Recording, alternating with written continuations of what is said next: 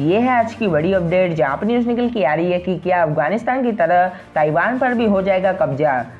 जी हाँ दोस्तों, आपको बता दें, ताइवान में इस बात की चर्चा शुरू हो गई है कि चाइना के आक्रमण के बाद क्या होगा। यह भी सवाल उठ रहे हैं कि क्या United state of America Taiwan की रक्षा में मदद करेगा या नहीं। आपको बता दें कि ताइवान अमेरिका के बीच सामरिक सुरक्षा पर करार है। इस समझौते के तहत ताइवान पर जब भी सुरक्षा का खतरा होगा, अमेरिका उसकी मदद में आगे आएगा। अफगानिस्तान समस्या को लेकर अमेरिकी राष्ट्रपति जो बाइडेन ने कहा है कि अफगानिस्तान में वह अपने सैनिकों को असुरक्षित नहीं छोड़ सकते। उनका यह भी कहना है कि इस समस्या के लिए अफगान सरकार दोषी है, वह मैदान छोड़कर भाग गई। इसीलिए अब ये सवाल उठ रहे हैं कि क्या अमेरिकी सैनिक ताइवान को चाइना से बचा पाएंगे या नहीं।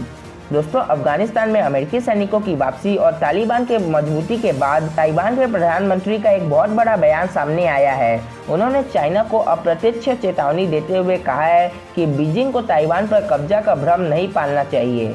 प्रधानमंत्री ने कहा है कि हमले की स्थिति में ताइवान की स्थिति अफगानिस्तान की तरह नहीं होगी। उन्होंने कहा कि ताइवान अपनी सुरक्षा करना जानता है।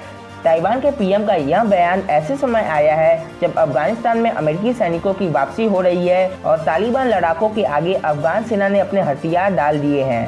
ताइवान के प्रधानमंत्री ने कहा है कि अफगानिस्तान में जो कुछ हुआ उससे यह पता चलता है कि अगर कोई देश आंतरिक संकट के दौर से गुजर रहा है तो किसी भी बाहरी मदद से कोई फर्क नहीं पड़ता। उन्होंने कहा कि ताइवानियों को अपनी जमीन पर विश्वास करना होगा और वे इसकी रक्षा कर सकते हैं।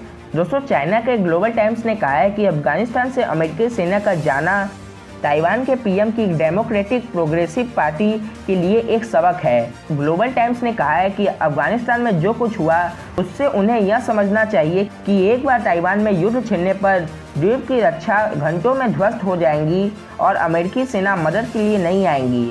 दोस्तों, ग्लोबल टाइम्स ने अमेरिका को कहा है कि वो बिल्कुल भी विश्वसनीय नहीं है और उनके ऊपर भरोसा नहीं करना चाहिए। दोस्तों, ये बात तो बिल्कुल सही है कि जिस तरह अमेरिका ने अफगानिस्तान से अपने सैनिकों को वापस बुला लिया है, इसीलिए ताइवान को ये बात समझना चाहिए कि उन्हें अमेरिका पर विश्वास नहीं करना होगा और अपनी सेनाओं को मजबूत करना होगा, ताकि अगर कोई दूसरा देश उनके ऊपर हमला करता है तो वो खुद ही लड़ाई कर सके। दोस्तों, आपको क्या लगता है, क्या ताइवान को कोई कब्जा कर सकता है? कमेंट करके जरूर बताइएगा और अगर आप ऐसे न्यूज़ देखना चाहते हैं तो हमारे चैनल को भी सब्सक्राइब कीजिए। जय हिंद, जय भारत।